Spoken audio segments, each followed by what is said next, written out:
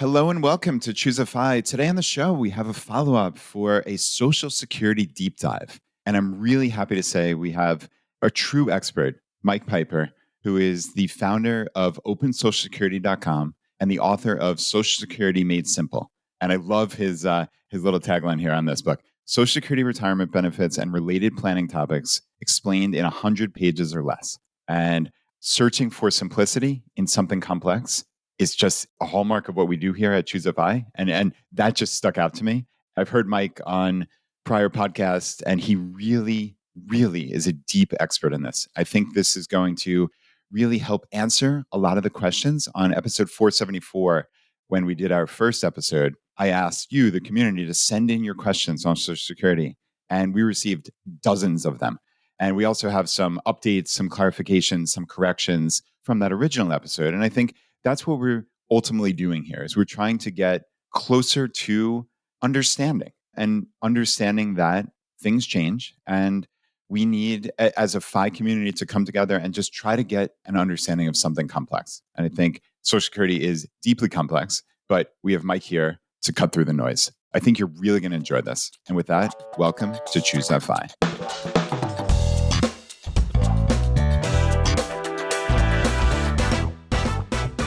All right, Mike, I am so glad you're here. Thank you for joining me. Thank you for the invitation. Yeah, this should be great. So I think, as I said on the front side of this, we have just a ton of questions to get through. We're going to try to thoroughly kind of bomb through as many of these as we can. There's a real high likelihood we'll need to do a part 3, part 4, and just on into the future as we, again, try to get a better understanding of this. So I think the place that we decided to start is ultimately the larger issue of how is a retirement benefit calculated. And we had a question come in from Kieran who said, I was really curious to hear how the hypothetical that was mentioned would work out in the first episode. What if I've worked for 10 to 20 years, but the rest of my 35 qualifying years are $0? So $0 of income. I heard this teased a few times, but I think I missed any actual discussion of how that might work. So, okay, Mike, I think this is really the perfect place for you to kind of launch off with something that is the fundamental bedrock of this. Yeah. I always feel reluctant to start with jargon, but unfortunately, there's 2 pieces of jargon that you really need to know if you're going to understand Social Security retirement benefits. The first one is full retirement age. Sometimes this is called normal retirement age. It's just 2 different terms that mean the exact same thing. And for anybody born 1960 or later, their full retirement age is 67. For anybody born before that, their full retirement age is a little bit earlier. And full retirement age is not the earliest you can file for benefits, nor is it the latest you can file for benefits. It's basically just a benchmark date. And all of the calculations are based on that age. So for most people listening, your full retirement age is 67. And then the next piece of jargon, and again, sorry for starting with jargon, is primary insurance amount, PIA. And this number is what your monthly retirement benefit would be if you file for it exactly at your full retirement age. And basically all of the other math that we do in Social Security, spousal benefits, survivor benefits, and so on and so forth, that's all based on this primary insurance amount. So again, primary insurance amount is the amount that you would receive per month as a retirement benefit if you file for that benefit exactly at your full retirement age. Okay, gotcha. So like you said, a little bit of jargon, but very, very important jargon. So yeah. I'm glad you clarified that. So where do we go from there? Exactly. So the way we calculate that, this was discussed in the previous episode, where they're going to look at your 35 highest years of earnings. So firstly, what we do is we take all of your earnings history. And before we pick the 35 highest, we actually index years before age 60. And so we're not inflation adjusting them exactly. We're adjusting them based on changes in the national average wage. You can think of it as like wage inflation as opposed to CPI, which is price inflation. Gotcha. But basically, because 35 years ago, however much you were earning was probably a very small amount in today's dollars. And so we need to adjust it to basically even it out. So all of the years before age 60, we index them to what it would have been if you had earned it in age 60, basically. Okay. And then after we do that indexing, we pick the 35 highest years. And if you don't have 35, which is going to be the case for a lot of people in an early retirement scenario, so let's say you've got 25 years of earnings, then they're just going to pick those 25 years And then you have 10 years of zeros. And then the next step, regardless of whether you have years of zeros or don't have years of zeros, is we just add up the total earnings in those 35 years. And by the way, sorry, one more piece here is that we limit the earnings for any given year to the maximum amount that's subject to Social Security tax in a given year. So we take the 35 highest, we add them up, and then you divide by 420, which is the number of months in 35 years. So what's left is an amount called your average indexed, because we indexed it, monthly earnings, AIME. People call it AME. And so now you've got this amount, your average indexed monthly earnings, which is essentially how much you earn per month on average over those 35 years if you indexed it for wage inflation. And then once we have that figure, we put it into a formula that gives us your primary insurance amount. And the way this formula works is basically you multiply by 0.9, so 90%, for the first $1,174 of your average index monthly earnings. So basically, the first little chunk of your earnings gets a 90% replacement rate. And then from that amount, 1174 to 7,078, there's a 32% replacement rate. And then it's a 15% beyond that. So I know that's a whole lot of math, but the key points here. Number one, we're looking at 35 years. And so if you have fewer than 35 years, yes, it's going to result in a smaller retirement benefit. Number two, all of the years are indexed for wage inflation. And number three is that the higher your historical earnings, the lower the percentage of it that will be replaced by Social Security. So somebody with a very, very, very low level of earnings, Social Security is actually going to replace a pretty high percentage of it. But somebody with a very high earnings history through their career, Social Security is going to replace a much lower percentage of it. So those are the big takeaways there. Okay, that is wonderful. That makes perfect sense. So were the percentages there 90%, 32, and 15? Yes, that's correct. Okay, so that makes a ton of sense. And I guess my conceptual question, and I think part of Kieran's question here, is there is a maximum, or at least my understanding, there is a maximum amount of Social Security that you can receive. So primary insurance amount each month once you start claiming. But we have this formula, right? So there is a maximum amount of wages per year that can go in for each of those 35 years, which is that wage cap. Right. Have you run through the math, and I assume you have, on, okay, what is, because in essence, we just need a certain amount of total wages across those 35 years to get the highest amount of primary insurance amount, if this makes sense. So like, I know it's kind of like a rethink on the math, but if we had X number of zeros and X number of the absolute cap, would you still reach that primary insurance amount or the full amount of that? How does that work? If you have any years of zeros, you won't have reached the maximum because they're going to include all 35. And so, you need 35 years at the maximum to hit the maximum. Wonderful. However, another important takeaway here, though, is that last replacement rate, that 15%, 15% is not a very high replacement rate. So for a lot of people, what makes sense is this is not the only, by any means, factor in the question of when to retire. But if we're looking at just how Social Security will be affected by the age at which you stop working enough to get through the top of the 32% zone. So basically, you would want your average indexed monthly earnings to be, at least in today's dollars, 7,078. So you would want your total indexed earnings over those 30 or up to 35 years to be 7,078 times 420. Okay.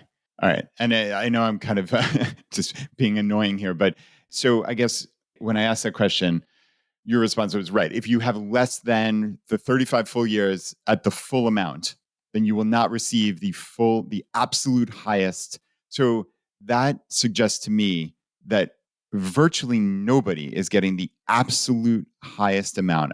Virtually nobody, meaning, rounding to a small percentage, sub 5 or 10%, virtually. Because how many people are at the wage cap or higher for 35 years of a working career? Exactly. Right. Because you think of a lot of the higher earning professions, a physician, for instance, your earnings start later than most other careers.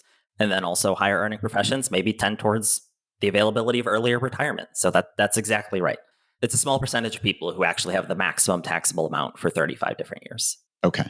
So, right, this is actually hardening in some ways, in the sense that, I think there's so many maximizers in the FI community, right? That oh, I want to get the absolute most I can out of this, it's going to be really, really, really hard. So that actually taking that off the table as an aspirational goal might actually be a good thing. And saying like, look, that last little bit is you're only getting a replacement value of 15%. So is that really aspirational? Yeah, probably not. Yeah, and it's not only is it only 15%, but it would only be 15% if you're replacing years of zeros. If you're replacing years that aren't zeros, they're just, however much you were earning in high school, then it's an even lower replacement rate because we're only talking about the amount by which your current earnings is greater than that prior year of earnings. Right. So like effective replacement rate is low. Okay, Yeah. got it. Thank you for clarifying that.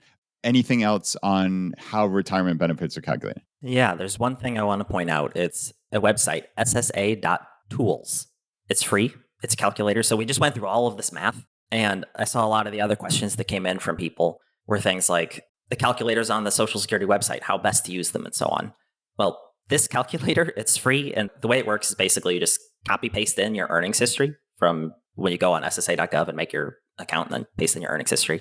And then it gives you 3 more slider inputs. One for how many more years I'm going to work, one for this is how much I'm going to earn per year, and one for this is when I'm going to file for my retirement benefit. And then it just does the math for you. Nice. So it's nice to have this conceptual understanding of roughly how this stuff works, but it's not like you need to be pulling out Excel and banging out the calculations on your own. There's something that does it for you. It's free. It's an excellent tool. So ssa.tools is that website. Easy enough. And I suspect we're going to have a lot of links in the show notes. So I am keeping track of all this stuff, and we will make sure that everything ends up in the show notes. So ssa.tools. Yeah, again, our community likes to understand things, but there's only a certain extent to which you really, truly need to understand it. So you can create that My SSA account. I'm not sure if that's the terminology, but ssa.gov, and you can very simply see your earnings by year. And that's something you just plug into this ssa.tools. So This is not related to, this is not a government. This is outside. Correct. Yeah. This is actually made by somebody who I met through the Bogleheads community. And it's an open source website also. So you can dig into the code yourself if you want to check it out, or if you want to submit any contribution, if you think that it should have some additional feature. The person who creates the website would probably be interested to hear that. Cool. Oh, that sounds good. Well, as evidenced by the quantity of questions we got, it wouldn't shock me, and the knowledge that is floating around in the FI community, it wouldn't shock me if people did reach out to the creator. So before we move on, one piece of curiosity that some people certainly had in reference to our episode 474 is what's actually included in earnings? Is this just like as simple as like box 1 of your W-2, or like I assume it is not limited to there. So how would you dive into like what is actually included in that? Yeah, it's a great question. So it's essentially anything that you're paying Social Security tax on is effectively how this works out. So what that means is that wages is going to be included. If you work somewhere where you're receiving cash tips, for instance, that's going to be included. Self-employment income, so anything you're reporting on Schedule C, that's going to be included. But then things like dividends, not included. Interest, not included. Distributions from a traditional IRA, not included. Capital gains, not included. Rent income would be included if you're reporting it on Schedule C, so if it's self-employment income. But if it's Schedule E, so passive income, then it's not included. Gotcha. That makes sense. So now, what about business owners who are getting Schedule K1 that's flowing through to them? Like, how would that work? Sure. So again, it's anything that is wages. So for instance, if you are an S Corp owner and you're paying yourself wages from the S Corporation, then those wages are included. But any allocation of profit from the S Corp, so the K1 that you're getting, that's not included. So that's the broad way to think about it. So wages and self-employment income is what's going to be included here. Pretty much everything else is not included. Got it. One other point here to note is things that can adjust your level of income. So for instance, if you make a 401k contribution, that reduces your income tax, but it doesn't reduce the amount of FICA taxes. It doesn't reduce your Social Security tax. So it's not going to reduce the amount of earnings that goes into the Social Security calculation. Which is absolutely wonderful. So that's good news. Right. Best of all worlds, right? We can make our contributions and we're not limiting our Social Security benefits. So that's an important update for sure. So we're both CPAs, but obviously it goes without saying this is not financial advice to anybody. Let's be clear. This is a podcast. We're just having a discussion here. So right, K1 on an S Corp, like you said, I think, the play for an S Corp was always precisely that, which is you are paying yourself wages and you have to pay a very reasonable amount, obviously, because on audit, that could be a major issue. So you're not paying yourself $1 in wages, clearly.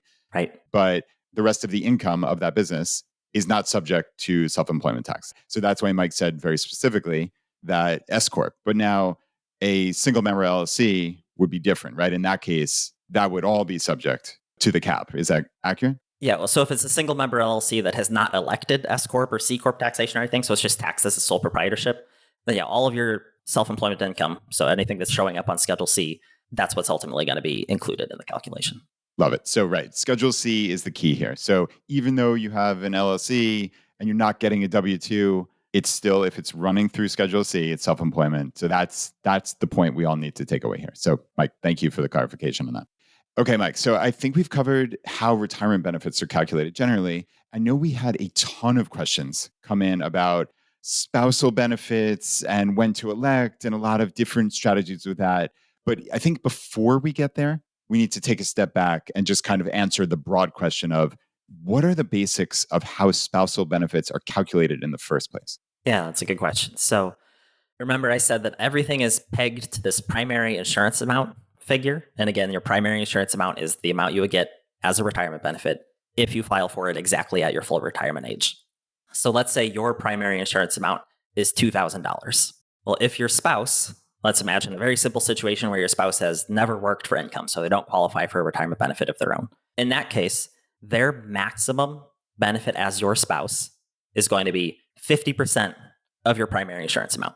So if your PIA is $2,000, their maximum benefit as your spouse would be $1,000. Now, if they file for it early, they're going to get less than $1,000. Or if they have a retirement benefit of their own, they're going to get a retirement benefit and then a spousal benefit as well that can potentially bring their total benefit up to $1,000. But so there's various other things that go into the math here. But basically, the most they can get as a spousal benefit is half of your primary insurance amount. Okay. Gotcha. So, right. It's the 50% stays. But like you said, if you elect early, then obviously the PIA, because the PIA is calculated at full retirement age. So because you're getting a smaller amount of that, it's okay. That makes sense. So, right. Just trying to clarify in my own head because I know people are going to have questions about this. So, okay. Keep on rock and rolling with this. Yeah. So again, this example where your primary insurance amount is $2,000 and your spouse essentially has a PIA of 0 because they didn't work at all. If you file before your full retirement age or after your full retirement age, that changes the percentage of your PIA that you're getting, but it does not change your PIA itself. So let's say you file 3 years after your full retirement age for your retirement benefit. That means you're going to be getting 124% of your PIA. A lot of people think that the spousal benefit is going to be half of that amount. Nope, it's still just half of the PIA. And same thing, comparison, if you filed early, now you're getting less than your primary insurance amount. So your spouse isn't going to get half of this lesser figure. They would get half of your primary insurance amount. So it's all based on the primary insurance amount figure. Okay. Okay. That is a wonderful clarification. That's really, really, really important. And so after spousal benefits, the next thing we need to talk about is survivor benefits. And this is probably going to happen a few times over this episode, but I'm a real stickler for terminology. Sometimes people will say spousal benefit when what they mean is a survivor benefit. And it's important to get the terminology right, not just to be pedantic and get the words right, but because when somebody's talking with the Social Security Administration, something that happens all the time is a person means to ask one question, but they accidentally use the wrong language and they ask a different question, and the SSA employee answers exactly what they asked. And so then the person comes away with this wrong understanding. And so if a person means to have asked about a survivor benefit, but they use the word spousal benefit, then the SSA employee answers the question as if they were asking about a spousal benefit. And then you have this huge misunderstanding, and that happens all the time. So moving on to survivor benefits here, as distinct from spousal benefits. The broad way that a survivor benefit works is when one spouse dies, the surviving spouse can receive a survivor benefit that can bring their total monthly benefit up to whatever the deceased spouse was receiving. So let's go through an example. Let's imagine that spouse A, again, has a $2,000 primary insurance amount, but let's imagine that they file a little bit after their full retirement age. And so let's say they're actually getting $2,500 per month. And now let's say spouse B had a $1,000 retirement benefit. And regardless of what their PIA was, just after they filed for it at whatever age they filed for it, their monthly retirement benefit was $1,000. So spouse A is getting $2,500, spouse B is getting $1,000. They've both filed for their retirement benefits already. And at some point, spouse A, the one with the higher benefit, they die. Now, spouse B has already reached their full retirement age and they file for a survivor benefit. Their survivor benefit is going to be $1,500. And that gets added on to the retirement benefit of their own that they continue to receive. And that brings, so 1,000 plus 1,500 brings their total monthly benefit to 2,500, which is the amount that spouse A was receiving per month before their death. Okay. You used a term in there. You said spouse B has already reached full retirement age. And I'm curious if that's relevant. That kind of stuck out to me that it sounds like you added that in very specifically. Yes. So with all of the types of benefits we're talking about, retirement benefits, spousal benefits, and survivor benefits, if you file for it before full retirement age, you get less than the maximum amount. So in this case, in our example, the maximum survivor benefit was $1,500. But let's say spouse B, the lower earner, is younger than spouse A. And so when spouse A dies, spouse B is only 64 years old. So they're younger than their full retirement age. If they were to file for their survivor benefit immediately, it would not be $1,500. It'd be less than $1,500. Okay. And they have to actually file for this survivor benefit. That's correct. Yes. Okay. So let's just say hypothetically, both spouse A and spouse B were 62 when they filed for Social Security benefits and keeping the same fact pattern of 2,500 and 1,000. And spouse A passed away the next year, 63. So neither of them had reached full retirement age. What would spouse B get if they filed for survivor benefits at that point? Okay. So in this case, I want to first stipulate that the 2,500 is the amount that spouse A was getting per month again. So yes, in this case, now that they filed early, that means that... Right. No, I know it would be less. I'm just saying, just to make it easy, let's just assume that they both, because right. Thank you for clarifying. Super important. But yeah, just kind of loosely separate hypothetical. They're both 62. One gets 25, B gets 1,000. Yeah. So A is getting 2,500, B is getting 1,000, and then spouse A dies at, let's say, age 63. If spouse B files immediately for their survivor benefit, the way this reduction math works is the maximum reduction in a survivor benefit is 28.5% of the total maximum survivor benefit. And so that's how much it would be reduced if this person filed at age 60, because that's the earliest you can file for a survivor benefit. But in this case, they're already 63. So they're a good chunk of the way. So it's a pro rata reduction in the reduction, if you will, as you go from age 60 to full retirement age. So if this person's full retirement age for survivor benefits is 67, then that's 7 years between age 60 and age 67. So 7 years times 12 is 84 total months.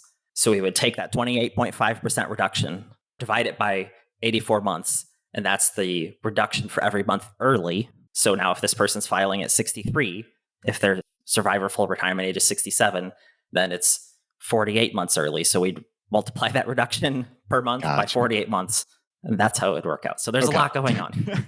All right. That was incredibly impressive that you did that by memory and off the top of your head. So I obviously complicated it a little needlessly. I was just trying to paint the picture of like, how do we think about this? But so right, full retirement age is quite important for survivor benefits. Needless to say, that's the understatement of the century. Right. Every benefit we talk about, spousal, survivor, retirement, they're all pegged to this full retirement age benchmark point, basically. Okay. And that is why you led the entire episode off with the two pieces of quote unquote jargon. Yeah. So, okay. I think we've covered that. So I think now we move into a larger issue of when to file. And I know we received a ton of questions about this. We're going to try to both answer specific questions and kind of combine many of these questions into something succinct that you can just kind of go through this systematically. But we will start with a very specific question from Andrew, who said, would you potentially address taking Social Security early versus normal retirement age? Assuming one is FIRE and doesn't really need it, I guess Social Security, it seems like the ROI to take Social Security early and simply invest it is somewhat compelling. For instance, for me, I figured the break-even point, if I invest at 7% returns, is 12 years. But you have to figure in that you might not live that long, and you can pass on whatever you do have. So it is a mortality hedge. It could also be seen as a hedge against Social Security failing. At least you got something. So we did kind of address Social Security failing entirely on the episode 474. I find that dubious at best. That's my own personal opinion. That is not like a professional opinion by any means. But to imagine Social Security failing entirely, which to me suggests $0, Right. is very, very, very far fetched. I can't imagine a political situation barring something zombie apocalypse ish, which then at that point, do we really care? So Right. Exactly. I find that part a little outlandish. But let's start with, well, A, do you have any opinions on that? But B, let's start with Andrew's question. Yeah. On that topic, I agree with what you're just saying, what Dennis said in the prior episode. The idea that it would just go to zero, there's absolutely no reason to expect that. Even if no legislation is passed to improve the funding of the program, the trustees who are in charge of assessing the funding of the program still expect that based on the ongoing tax revenue every year, it'll be able to pay out about 3/4 of the promised benefits. So it's not out of the question to say, well, what if there's a 25% ish cut in benefits? Whether that'll happen or whether Congress will make some change, I don't know. But the idea that it's going to go to zero, that would take something really crazy happening. That would take Congress saying, hey, let's just get rid of Social Security. And that just seems extremely unlikely. For absolute giggles, let's just get rid of Social Security. I mean, the likelihood of that is approaching zero. So yeah, let's be clear. Nobody can prognosticate the future, obviously. But like Mike's saying, 75%, I think the number that I used in the first episode was 70% of benefits. So, I mean, listen, if you want to take a 30% haircut just for conservatism on this and figure, okay, I mean, I think that's reasonable. But to assume any lower than that just kind of like seems a bit outlandish to me. So anyway, I think we've covered that. Again, that's just our opinions. Obviously, nobody can foresee the future. So Andrew's question, why don't you jump off from there? Yeah. So the question of when to file for Social Security benefits, I think it makes sense to start with a situation like this where we're not thinking about spousal benefits or survivor benefits. Just start with a simpler case. Imagine somebody who is unmarried and then get a firm grasp on that situation. And then we add on the complicating factors. So for somebody who's unmarried, it's basically just this trade-off. You can file early or you can wait. And every month that you wait results in a slight increase in the monthly benefit from age 62 to age 70. There's no increase for waiting beyond age 70, so you don't really want to do that. And by the way, they don't automatically file for you at age 70. Some people just don't file, and then they just miss out on months of benefits. So don't do that one. And that's just lost forever. Yeah. You can file retroactively up to 6 months. So if you waited until 70 in 3 months, okay, you're fine. But don't wait past 70 is a generally good rule. Anyway, so there's this slight increase for every month that you wait. And essentially, if you wait all the way until age 70, your monthly benefit is about 75% more than what it would have been if you had filed immediately at 62. So we have this trade-off of more benefits per month, but you've given up this income in the meantime. And just like Andrew's talking about, when we do this math, we have to account for two important things. Number one, we don't know when we're going to die. That's critical because the longer you live, the more beneficial it would be to have waited to file for benefits, right? Because you're receiving this higher monthly benefit for your whole life. And the longer your life turns out to be, the more helpful it is to have that high benefit. So we don't know how long we're going to live. And then the other thing that we need to account for is investment returns. And you can think of that in either of two ways. You can think about it in the way that Andrew was talking about it, where, I can take the money early and invest it. Okay. The other thing that a lot of people do naturally is they take the money early and they spend it. Well, even if you're spending it, what that means is then you're not spending as much from your portfolio per month. So it allows more of your portfolio to remain invested. And so in either case, whether you're spending or investing it, we still need to account for the fact that waiting to file means you're missing out on some investment returns. Now, this, by the way, is exactly the math that the Open Social Security calculator does. It basically just says, so in finance jargon, it looks at every single possible filing age and it calculates the expected present value of what your total lifetime benefits would be at that filing age. So basically, it's looking at a mortality table and saying, okay, what's your probability of being alive this year? And then it multiplies that probability by what your benefit amount would be. And then it looks at the next year. It says, what's your probability of being alive this year? And it multiplies that probability by the benefit amount in question. And it basically does that all the way out to age 110, by which point it's reasonably safe to assume that a person is no longer living. And it does that for every possible filing age. And then it also accounts for foregone investment returns, basically, in situations where you wait. And then it tells you which filing age gives the greatest total expected benefits over a person's lifetime. Okay, so that is opensocialsecurity.com, which we referenced at the beginning. That is the tool that you created. Right. And yeah, this, I know I've seen dozens upon dozens of people reference this as just an incredible, incredible resource. So obviously that will be linked up in the show notes. And yeah, it looks like it's pretty easy to just, you don't have to enter much information in here, right? Right. It is also important to note, though, there's a little box at the top of the page for advanced options. So that's for, we haven't dug into these topics yet, but if somebody has a government pension, then there's other rules that come into play. Or if somebody's still working and they're younger than full retirement age, there's the earnings test that comes into play. And we'll talk about all of those things. I'm so glad you specified because honestly, I would have missed it. But yeah, it's at the very top. Certain situations require additional input. Click here to select those situations. So that is really important. I'm glad you clarified that. Yeah, and then that also lets you change various assumptions, like what mortality table is being used, for instance, if you want to reflect better than average health or something like that. Gotcha. So going back to Social Security itself, now, I guess under the current format, you can start getting retirement benefits at 62, but your full retirement age is 67. Again, if you're born after X year. Is it just a simple straight line? Like, hey, if I hold off for a year, my benefits go up X percent? Like, can we just very simplistically look at what's the increase in benefits? Or is it just not? Am I thinking about this fundamentally incorrectly? The increase from one year to the next is not the same. It's not a straight line increase. We can dig into that if you want. I can see your mind working on this of there is an answer. I know, Yeah. I know how much you like precision, but yeah, I was just curious, just, is there a very simple answer? And if there's not, then There's that's not. wonderful. Yeah. That is the answer. We don't have I mean, to worry about it's it. just arithmetic, but it's just hitting people with a lot of numbers real fast, basically. Yep. And it's very hard to do that, obviously, on a podcast, which thankfully you are aware of more so than I am here. So, okay, where do we go from here? Okay, so the question of when to file for benefits. So there's a calculator that can help you with it, like I was talking about. But we're talking about investment returns, and we're talking about uncertainty and lifespan. Andrew had talked about filing early as a mortality hedge. Most financial planners who you talk to and most economists will point out that the exact opposite is true. Okay. Filing later is the mortality hedge, because when we're talking about retirement planning, we're not scared about the cases where you retire at 60 and then die at 62. We're scared about the cases where you retire at 50 or whatever age and then live to 107. Like, those are the cases where you might run out of money in retirement. If you die shortly after retiring, you probably didn't run out of money. Right. Oh, that is so interesting, Mike. Because right, as I'm reading this question, that didn't even occur to me. But right, what you're trying to safeguard against is running out of money. You are going to die either way. Let's be clear. Yes. Right? It's just a matter of when. But the actual calamitous issue is when you run out of money. Exactly. Okay, keep going. Yeah, the long lifespans are the financially scary ones, even though that's, in terms of just life in general, what we want is long lifespans. But financially, that's the scary thing that we need to protect against. And so waiting to file for benefits protects you against those long lifespan, potentially running out of money scenarios.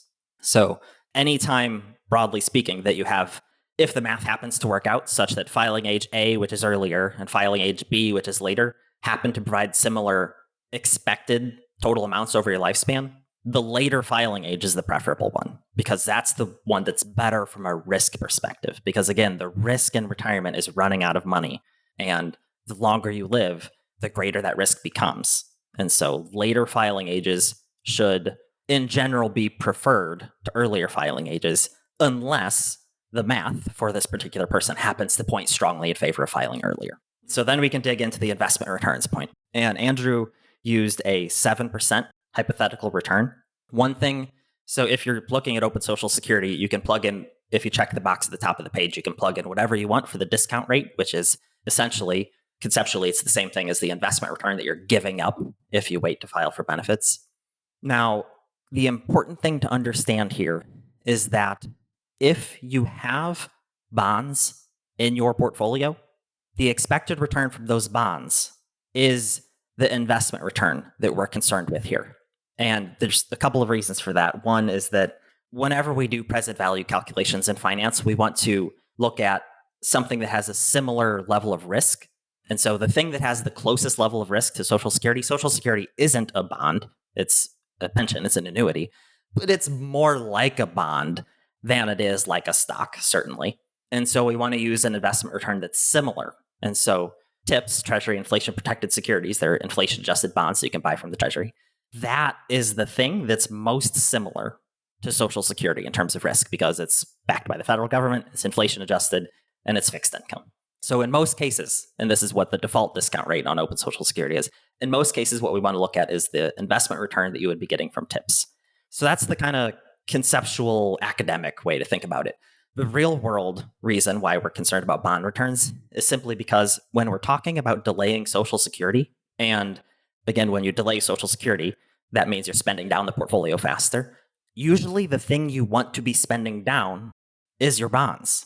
And there's been more and more research in this topic on the last 10 years. And now people sometimes refer to it as a Social Security bridge. And that is the idea that you, prior to retiring, you set aside a chunk of your portfolio for basically the additional spending that's going to be necessary while you wait to file for Social Security. And you put that in something safe, like a CD ladder or a TIPS ladder or something similar to that.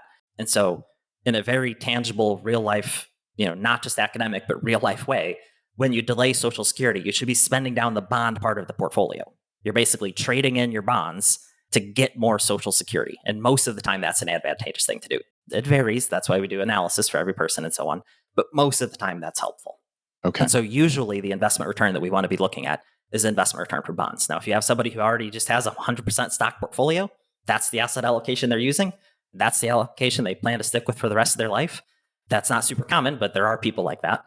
In that case, then yes, now we are looking at if you have to spend down your portfolio sooner in order to delay Social Security, then yeah, if the only thing in the portfolio is stocks, then it does mean we're spending down stocks. Okay. And that makes sense. And like you said, on your site, you can just click here, click discount rate and change it from, I guess currently as we're recording this, it's 2.33 to whatever you want. So Right. If in the case here, the question, Andrew said 7%, so you could just dump that in. And one other point, by the way, is that 2.33. So we're dealing with real returns, so returns above inflation, because right now TIPS provide 2.33 beyond inflation. So whatever figure you put in there, you want to make sure that it's after backing out inflation. Very important. So chances are that 7% was more of a nominal amount, right? So maybe you back out 3% or whatever you estimate. But yeah, I think historically 3% is a reasonable amount to back out. So maybe you put 4 in there as the real discount rate. So I guess the heart of Andrew's question, so might there be a difference for someone in the FI community? So I guess because I think most, sadly, and I'm trying to change this, honestly, Mike, but I think most people in their FI number count Social Security as 0, right? So I think most people are just hopelessly conservative when it comes to calculating their FI number. Like they're calculating a way lower safe withdrawal rate. Like they're calculating 0 for Social Security. Like they're probably working way too many years. But I mean, that's sidebar, obviously. But importantly here, let's just assume someone has reached FI and they have, I don't know, $80,000 in annual expenses. They have $2 million in their investable portfolio. And realistically, they think using the 4% rule of thumb that that's going to cover it. We're not going to adjudicate that. We're not going to, but let's just assume that's the case. I think the heart of what Andrew's saying is like, hey, look, I could start taking this extra money every month at 62 and continue to invest that. Or just very simply, like, should I wait to 67? Should I wait to 70? Just at a high level? If the answer, honestly, Mike, is just simply go to open Social Security and you can see it in black and white, but is there like just a high level for how someone in the FI community specifically should think about that? Yes. The answer is that fire here doesn't matter, is the very short answer. Because, so Andrew's saying, oh, I don't need it immediately. True. And we're basically taking that as an assumption for all of these discussions. Because if it is somebody who literally needs the money right now to spend it, well, then take it right away and spend it. So we're mostly assuming, by definition, if we're having this discussion of when to file, that you don't need the money immediately. Okay. So the math is the same regardless of whether they stopped working at 50 or at 62, or they haven't stopped working yet. Cool. Enough said.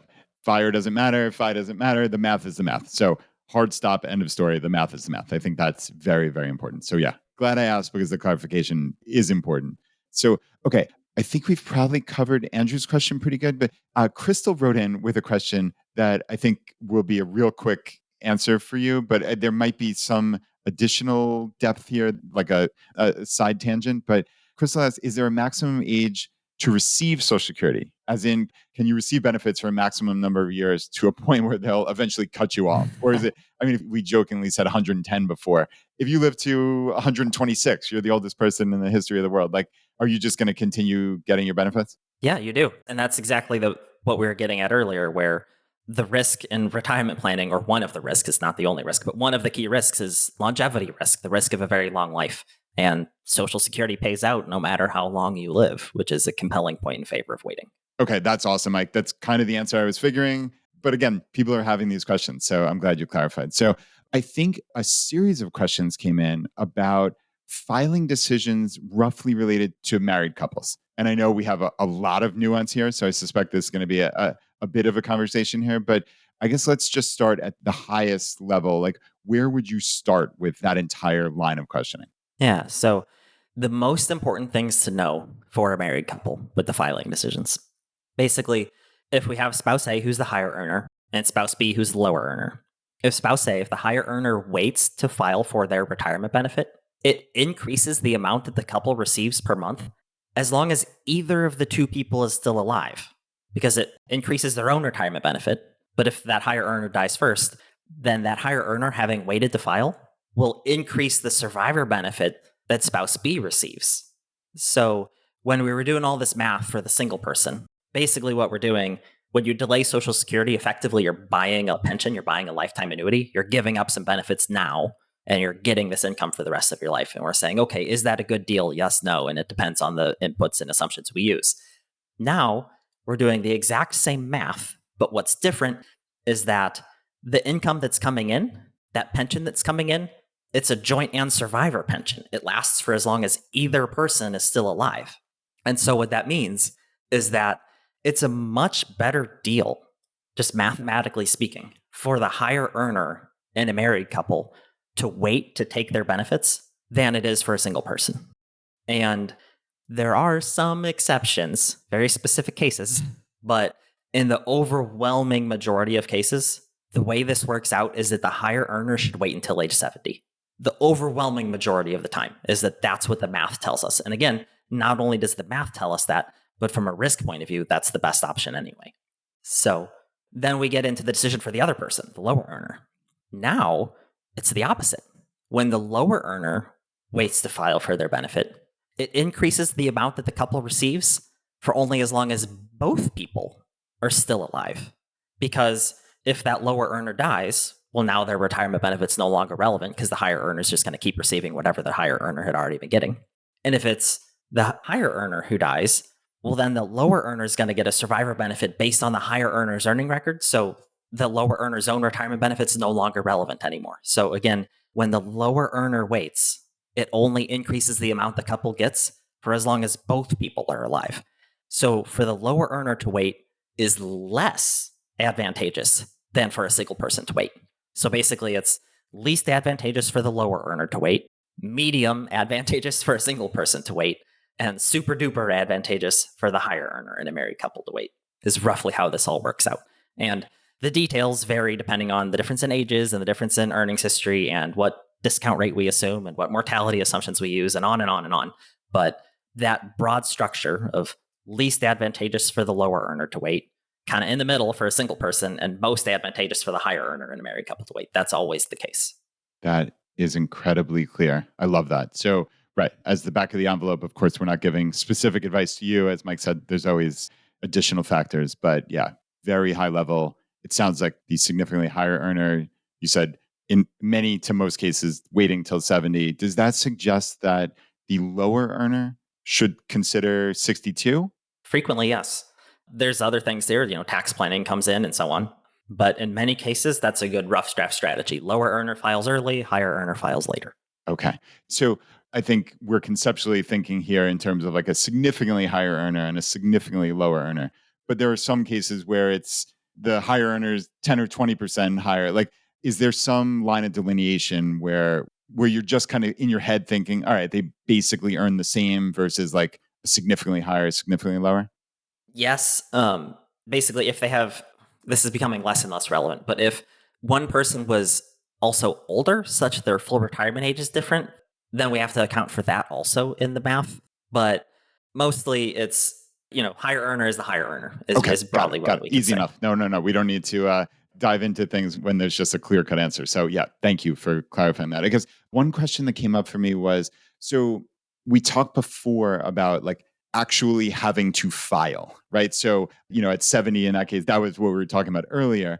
But it's stuck in my mind of actually having to file, like as that being like something critical here. So, what about a situation here where we have the higher earner and the significantly lower earner in the couple, and the higher earner is going to wait until they're 70 to start claiming benefits?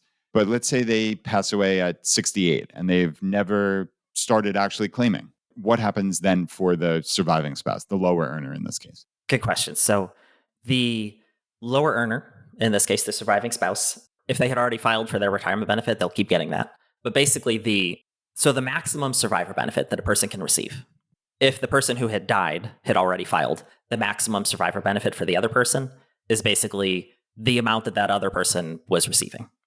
There is one exception where if that other person filed very early, it can be a little bit more than that. But Okay. most of the time, the maximum survivor benefit for the surviving spouse is the amount that the other person was receiving. If the person who died had not yet filed, then in this example that you gave, where the higher earner dies at age 68, having not yet filed, then the surviving spouse, the lower earner, their maximum total benefit is going to be what the higher earner would have received if they had filed on their date of death. So it's their age 68 benefit. Okay. Now it's a little bit different if we throw in one more wrench into our machine here. If we assume that the higher earner, let's say they died at age 64, so before full retirement age, the key point is if the person dies before full retirement age without having filed, then now the surviving spouse, their maximum survivor benefit, instead of it being whatever the person would have received if they had filed on their date of death, now it's the person's primary insurance amount. So it's higher because it's, their full retirement. They were younger than full retirement age when they died. Wow. Okay. That's a very interesting point. Okay. Yeah, my brain obviously keeps spinning with all these things because there's so much detail There's here. a lot of math. Yeah. But yeah, that's so right. There's essentially asymmetric upside there in that, right, you're not penalized in essence if that person passed away before full retirement age. Exactly. Precisely. Yep. So right. Obviously, we're talking about death, never fun, but we're talking at the end of the day, we're talking about these are bets, and how can you come up on the best side of the bet? So that I always like when you can see that a benefit that is very clear, and I think that's pretty clear in that case. So okay, that was but the first kind of foray into spousal benefits. So where do you go from there? That's the biggest thing to know, that when the higher earner waits, it's a very good deal because it increases the amount the couple receives as long as either person is alive, whereas the opposite is true for the lower earner. It's a less good deal because it only increases the amount that the couple receives as long as both people are living. Another point that's relevant here is an age difference between the two. And the summary here is that the older that your spouse is relative to you, the less advantageous it is for you to wait to file for benefits. And the reason we can say this is that with married couples, we're always concerned with joint life expectancies, right? So when the higher earner is trying to make their decision, we're concerned with the second to die joint life expectancy. How long will it be until both of us have passed away? And when the lower earner is trying to make their decision, we're concerned with the first to die joint life expectancy. How likely or how long will it be until one of us has died? So we're concerned with these joint life expectancies. Now, imagine a couple where the two people are the same age. So at age 62, they're both age 62 and they're trying to make this decision, and those relevant joint life expectancies are whatever they are. Okay, now change it and let's say that one of them is age 72. So let's say you're 62 and your spouse is 72. Well, now, when you're 62 and your spouse is 72, those applicable joint life expectancies are naturally shorter than they would be if your spouse was also 62, right? With your spouse being 10 years older, both of those joint life expectancies are made somewhat shorter. So that makes it less advantageous for you to file. And then the opposite is true. So let's say when you're 62, your spouse is 52. Well, now those joint life expectancies are longer. And so that makes it more advantageous for you to wait to file. So that's the way that the age differences come into play. All right. So, Mike, speaking of surviving spouses and spousal benefits and such, and ages specifically, we had two questions come in that are fairly similar here. And I'll just quickly read both of them. So, Jill said, my spouse passed away in his mid 40s. I've not remarried. Am I able to claim his benefit, his SSI benefit, when I reach retirement age? If so, what age should I start? I plan to defer my own until age 70, trying to make sure I don't miss out on any benefits. And then Nick said, I was wondering if the two of you could go over a scenario of when a surviving spouse should claim survivor's benefits first while letting their own benefits increase with time versus just claiming their own benefit and being done. So obviously a distinction here between the two questions, but I think it's loosely connected enough that you can run with both of them. Yeah. So, firstly, I apologize to Jill, but I'm going to be a stickler on terminology here because this is one that can come up, and I've seen it come up with SSA. She used SSI benefit. That's a totally different type of benefit. That's what we call welfare benefits, basically.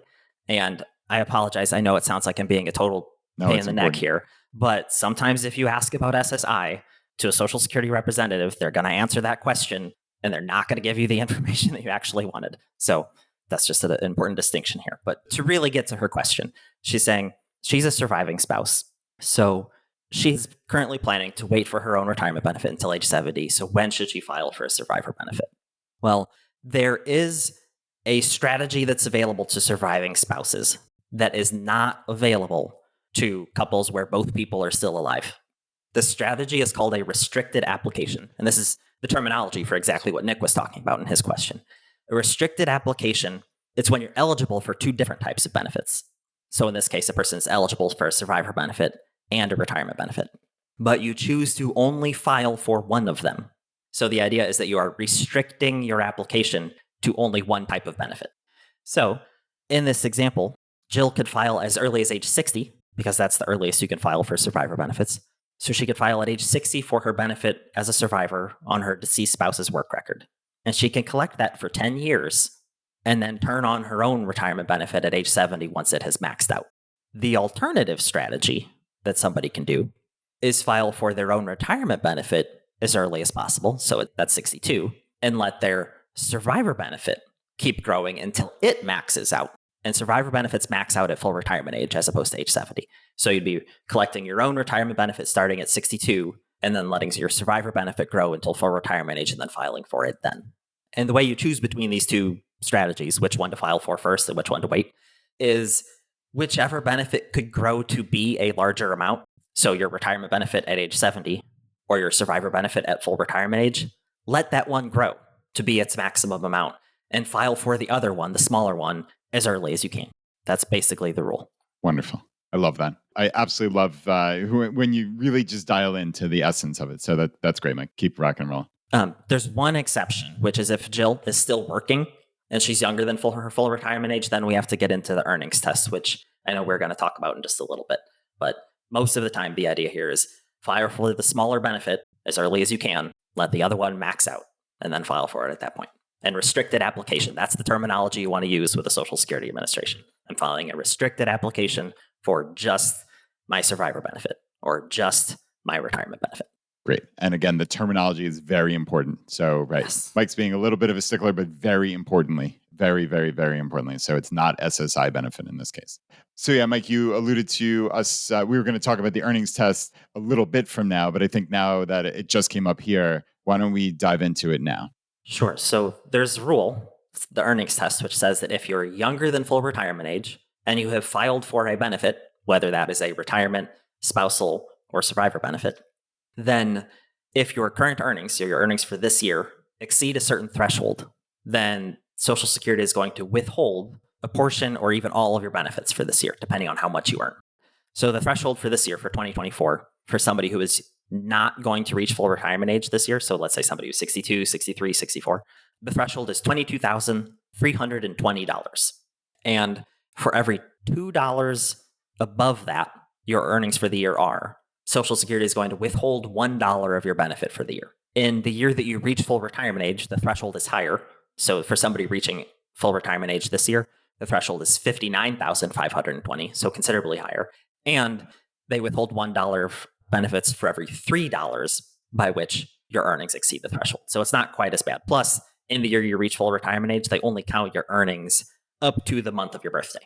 So if you reach full retirement age in April, for instance, it's only your January, February, and March earnings that get counted. So it's a lot easier to stay under the threshold. Oh, that's interesting. So regardless of whether you're working the entire year or not, it's only until that birthday. And then Right. in subsequent years, so let's say, right, full retirement age is 67 now, but let's say when you're 68, is it irrelevant whether you're working, making $400,000? Exactly. The earnings test simply does not apply after full retirement age. Okay, wonderful. That is perfect for us to know. So, right, this is only until full retirement age. So, does the penalty, using that term very loosely, penalty, but so there's this 22,000 and change you said was the earlier threshold. And then, right, it's $1 for every two that you earn. So $1 less in benefits. But then you said the 55,000 or 59,520. 59,000. Okay. So, right, that is significantly higher, obviously. And then it's $3 of extra income for every $1 reduction. But are those the only two? Or is it like a sliding scale to get you there? It's not a sliding scale. It's just this lower threshold for every year before the year that you reach full retirement age. And then this higher threshold for the year that you reach full retirement age. Okay. And then after that, it doesn't matter. Okay, so this is a calendar year thing. So not that this is going to really matter all that much, but it's satisfying my own curiosity. So, okay, what else do we need to know about earnings? Yeah, the other thing about the earnings test that's super critical is that this is not just a complete penalty and those benefits disappear. It's not that bad. So what actually happens is that when you reach your full retirement age, they make an adjustment to your benefit to account for however many months your benefit was either fully or partially withheld. So, for example, let's say you filed for your retirement benefit 48 months early. And then during those 48 months, so 48 months prior to your full retirement age, that is.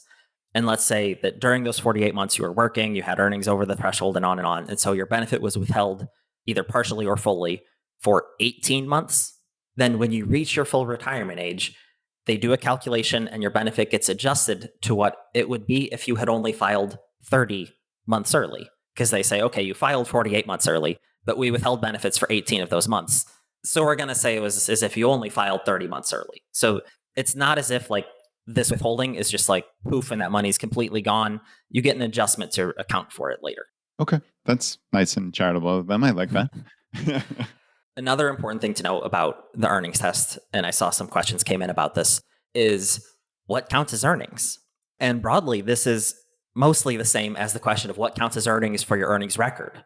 So wages count, self-employment income counts, but then interest income does not count. Dividend income does not count. Capital gains do not count. Distributions from an IRA or a 401k, they do not count. So for the most part, it's wages do count, self-employment income does count, and most of the other stuff does not count. Cool. Again, nice, easy, back of the envelope thing to think about. So, right, we said before, Schedule C and W-2, that's kind of the broad strokes for this. Yeah, exactly. Nice. All right, Mike. So I think we've covered that unless you have any additional flavor. And Nope, then that's it. there was one last thing we wanted to cover today. And like we said, there's almost certainly going to be a round three on this, but windfall elimination provision. This is something we had a shocking number of questions about, actually. So yeah, instead of summarizing all the questions, I'll let you just run with that. Sure. So the windfall elimination provision, the WEP, which people often just pronounce as the WEP, is a rule that comes into play when somebody has a pension from work that they did that was not subject to Social Security tax. So generally what that means is somebody who's working for a state or local government entity, and so they're not paying Social Security tax at that job, but they are going to get a pension from that job. So if you have a pension like that, then ta-da, the windfall elimination provision applies. And what the windfall elimination provision does is, if you think back all the way to the beginning of the episode when we were talking about how your primary insurance amount is calculated. So step one is they calculate your average indexed monthly earnings, which is the, wage inflation, adjust all of your years of earnings, pick the 35 highest, add them up, divide by 420, and that's that monthly amount. And then we take that monthly amount and we multiply it by various figures, because there's a 90% replacement rate for the first little piece of earnings, then 32%, and then 15%. Somebody who's subject to the windfall elimination provision, when they do this last step of the math, instead of using 90%, they use 40%. So it's basically, for somebody who would turn 62 this year, the first $1,174 of average index monthly earnings, instead of a 90% replacement rate, it's a 40% replacement rate. And so the maximum penalty, if you want to call it that, from the windfall elimination provision is the difference between 90% and 40%, so 50%. So 50% of 1,174. So that's the biggest penalty that you can have from the windfall elimination provision. But it can be less. So there's two ways that it could be less. Number one is that there's a rule that says that the maximum reduction from the windfall elimination provision is half of your monthly government pension. So let's say your monthly government pension was $400. The maximum reduction from WEP would be $200 instead of that other amount. The other thing here is that they look at how many years you have, quote, substantial earnings covered by Social Security tax. And if you have more than 20 years of substantial earnings, and the threshold, by the way, for 2024, the threshold is 31,275. So if you have more than 20 years of substantial earnings, for every additional year that you have, the reduction or the replacement rate figure, instead of 40%, we start to bump it up. It goes 45, 50, 55, et cetera, until eventually, once you have 30 years of substantial earnings, it's back up to 90%, which is what it would be anyway.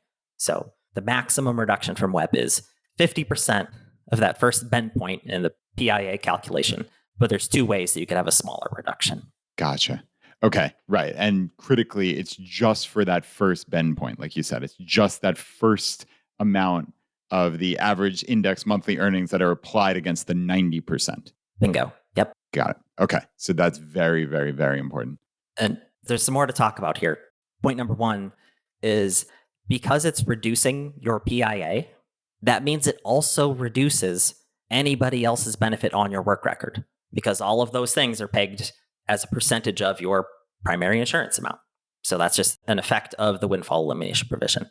And then there's a totally separate rule called the government pension offset, which also applies when somebody has a government pension. But it's a separate set of rules, so we can get into that if you want to. Yeah, let's do that. I think that sounds like the perfect place to land the plane here. Okay, so the GPO, government pension offset. This is a rule that kicks in, again, if you have a pension from government work that was not covered by Social Security tax.